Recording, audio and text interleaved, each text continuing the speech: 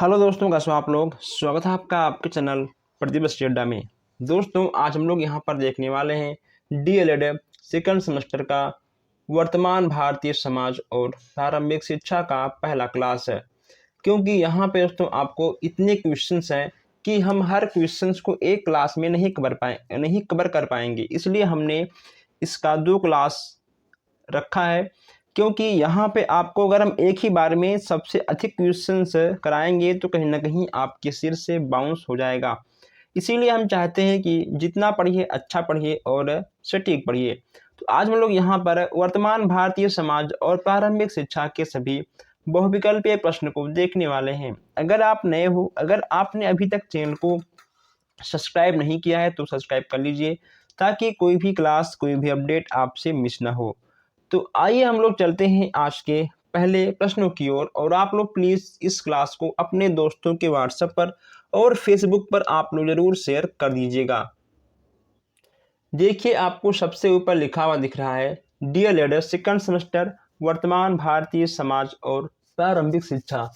यहाँ पे आज का आपका पहला प्रश्न है कि साधारण बोलचाल की भाषा में शिक्षा का अर्थ लिया जाता है, यानी साधारण बोलचाल की भाषा में शिक्षा का अर्थ लिखा जाता है। ओके दोस्तों, क्या होगा इसमें आपका विद्यालयी शिक्षा से, सामाजिक शिक्षा से, या पारिवारिक शिक्षा से, या नैतिक शिक्षा से।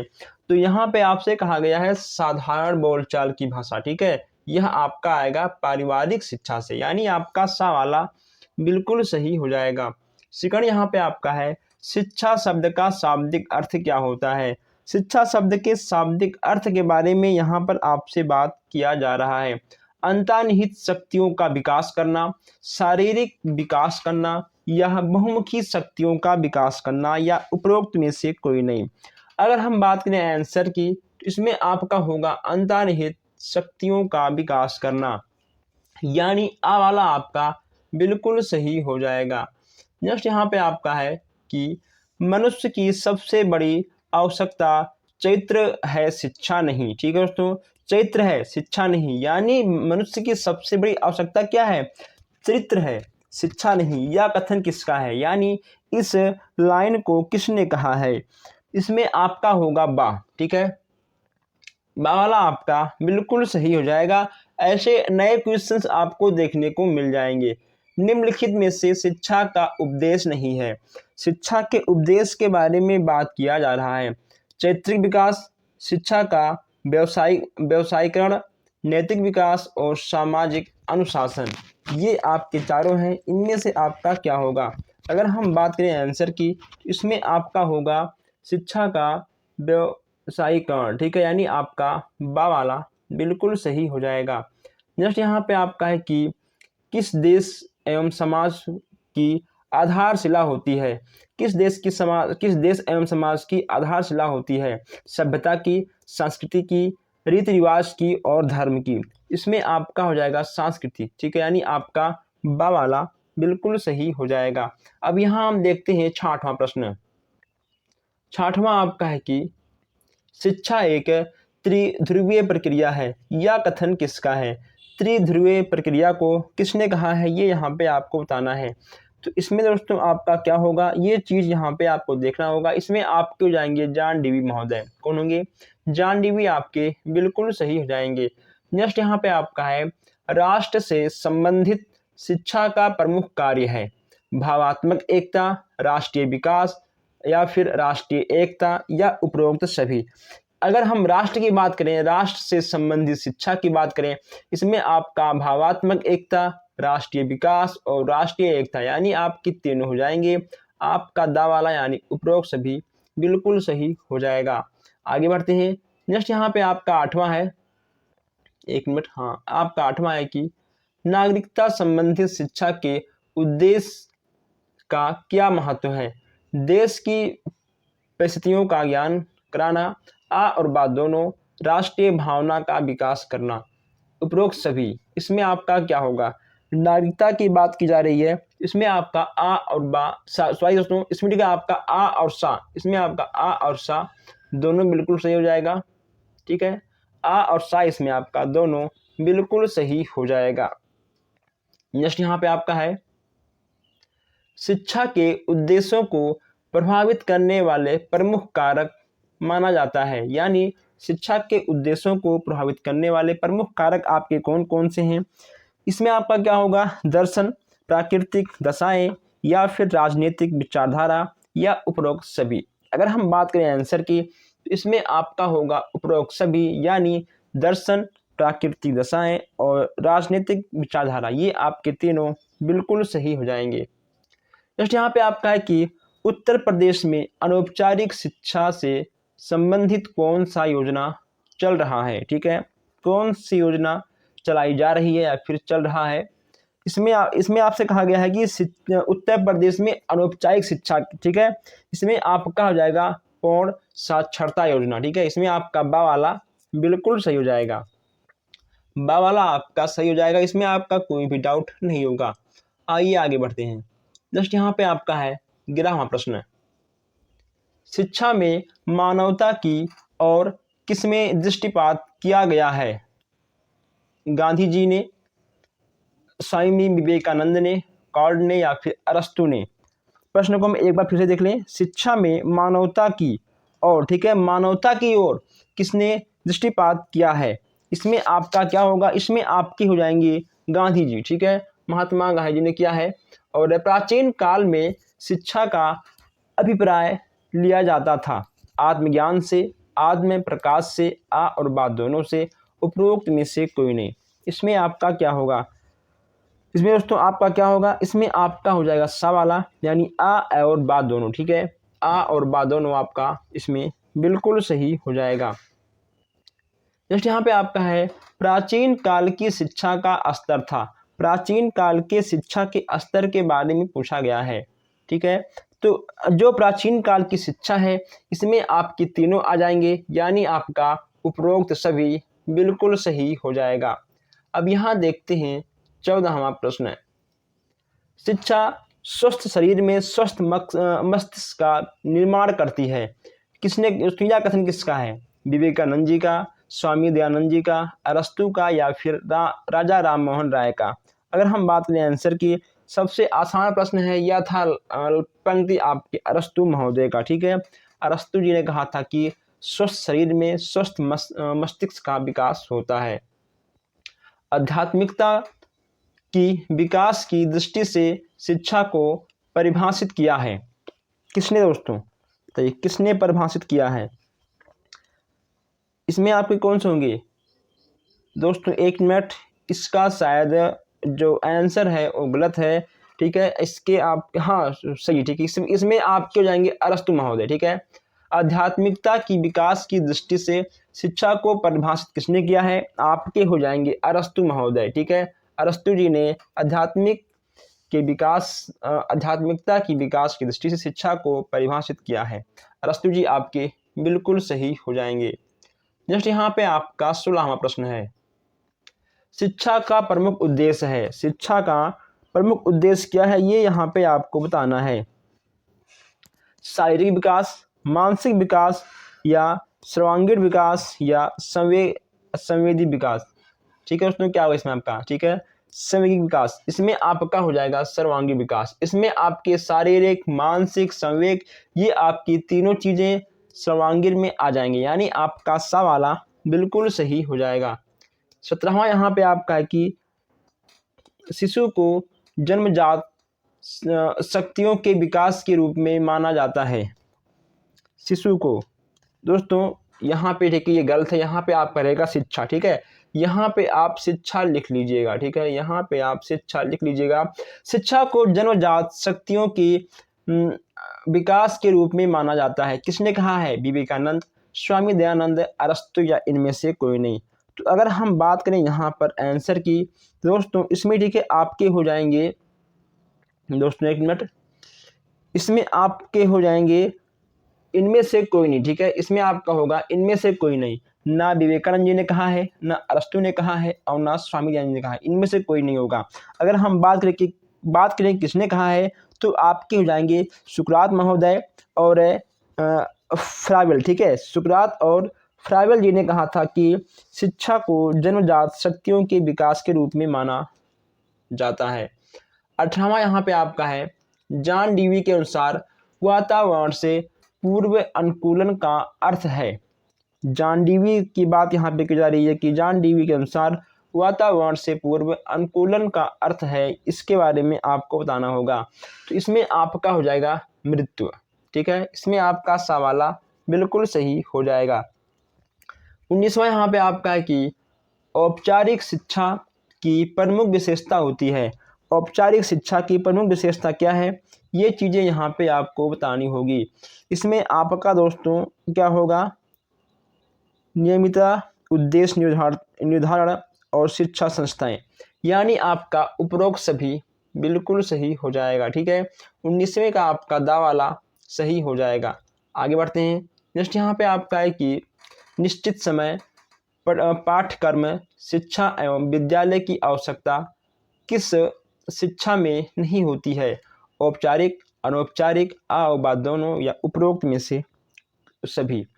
इसमें आपका होगा औपचारिक और अनौपचारिक। ठीक है, यानी आपका दा वाला दोस्तों इसमें आपका होगा अनौपचारिक। ठीक है, अनौपचारिक इसमें आपका होगा जो शिक्षा आपका समय, पाठ्यक्रम, शिक्षा, विद्यालय, इन सब चीज़ों में कहीं ना कहीं निश्चित होता है, वह आपका अनौपचारिक शिक्षा में जरूर आएगा। ठीक है, चलिए अब यहाँ देखते हैं 21 क्वेश्चन से। दोस्तों हम लोगों ने यहाँ पर 20 क्वेश्चन देख चुके हैं। अगर आप लोगों ने अभी तक क्लास को शेयर नहीं किया है तो शेयर कर दीजिए, और ताकि सब लोग जुड़ें और सब लोग देख पाएँ। बिस्मिल्लाह संस्कार किस आयु में किया जाता है? बिस्मिल्लाह संस्कार की बात यहाँ से आपसे की जा रही है कि बिस्मिल्लाह संस्कार किस आयु में किया जाता है।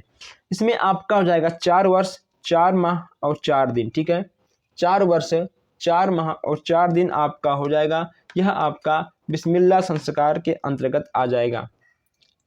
वर्धा में अखिल भारतीय राष्ट्रीय शिक्षा सम्मेलन कब आयोजित हुआ? 1937, 1938, 1940 या इसमें से कोई नहीं।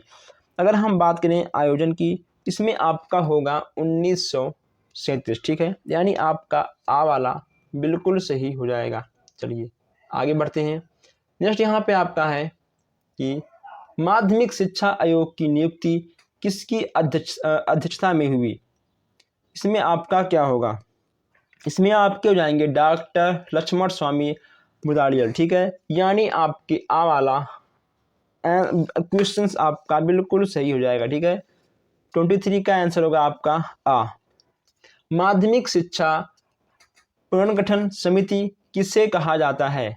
यशपाल समिति, आचार्य नरेंद्र देव समिति, राममूर्ति समिति या फिर वर्धा समिति? इसमें आपका क्या होगा, इसमें आपका होगा आचार्य नरेंद्र देव समिति। ठीक है, यानी आपका बा वाला बिल्कुल सही हो जाएगा। बौद्धकालीन शिक्षा में उपसंपदा संस्कार कितने वर्ष में होता है? 27 वर्ष, 15 वर्ष, 20 वर्ष या 25 वर्ष?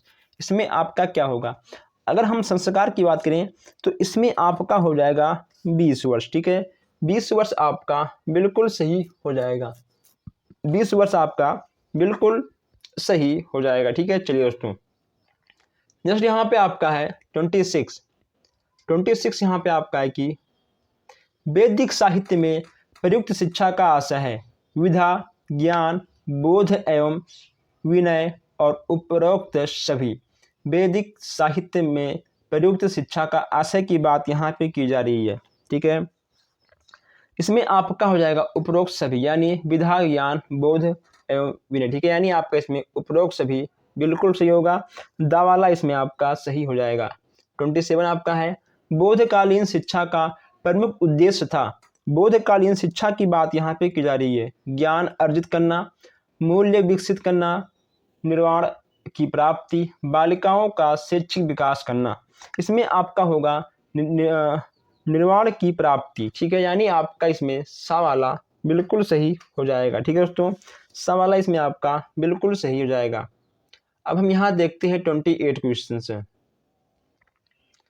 राधा कृष्णन आयोग की, दोस्तों एक मिनट, इसमें कुछ शायद मिस्टेक हो गया है, नहीं सही है, कोई दिक्कत नहीं।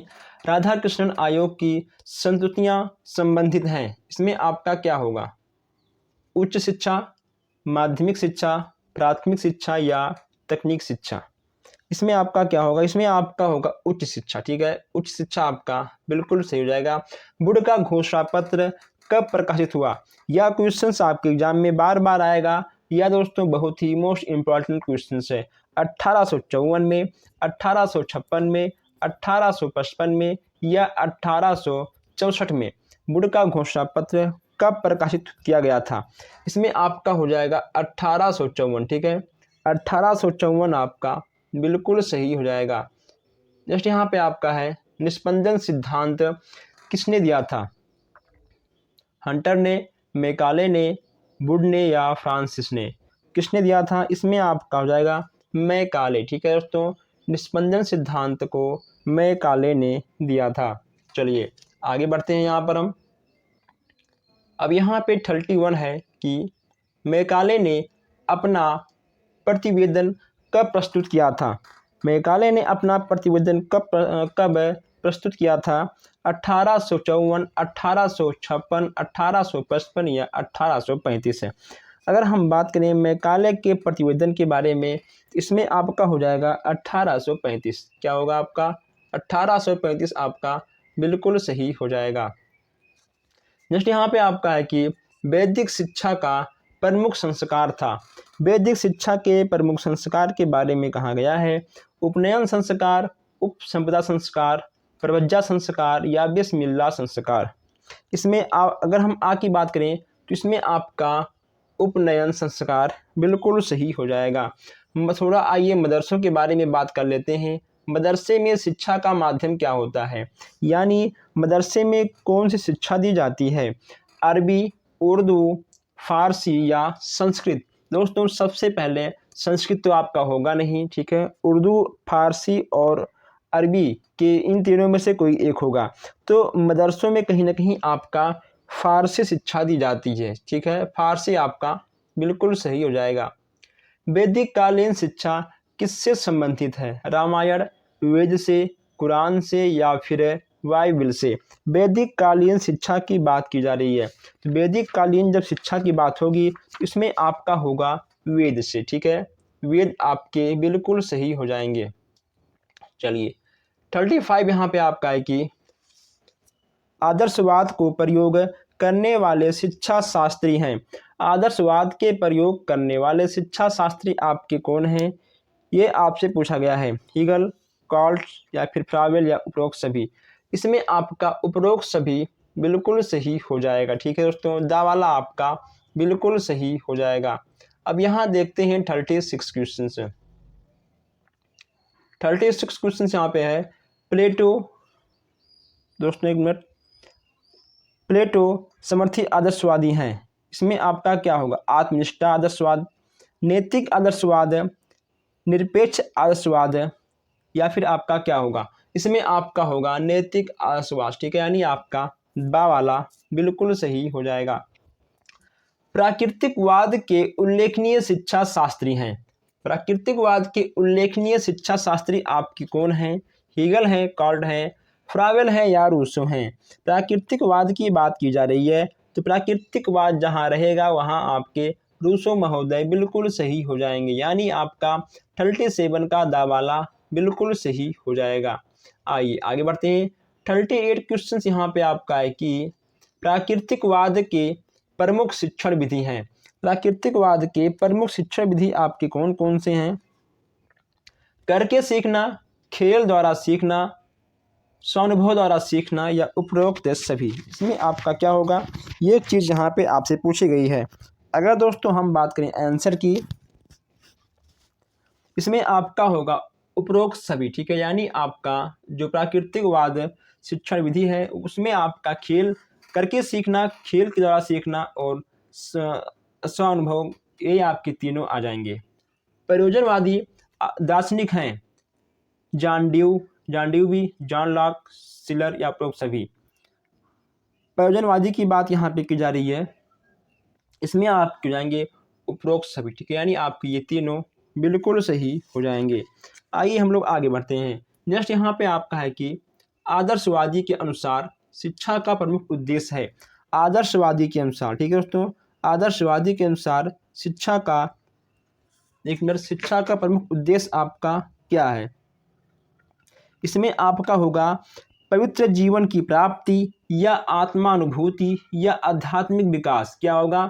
इसमें आपका तीनों बिल्कुल सही होगा, यानी आपका दा वाला बिल्कुल सही हो जाएगा।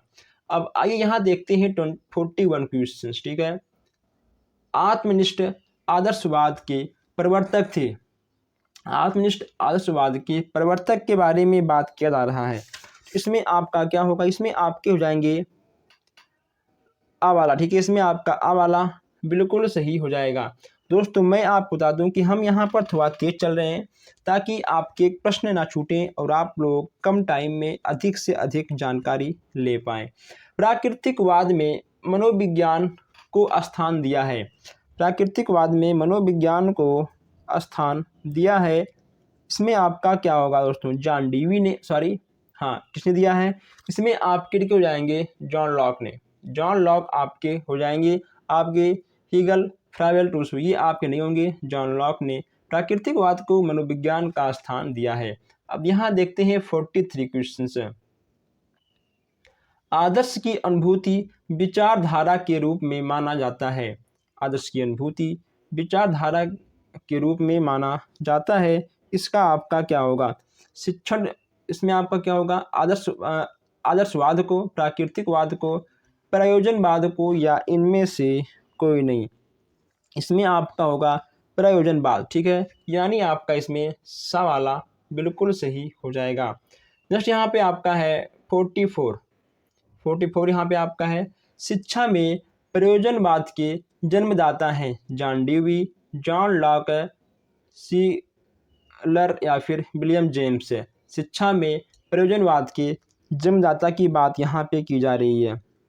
इसमें आपके जाएंगे विलियम जेम्स। ठीक है, विलियम जेम्स भी आपके बिल्कुल सही हो जाएंगे।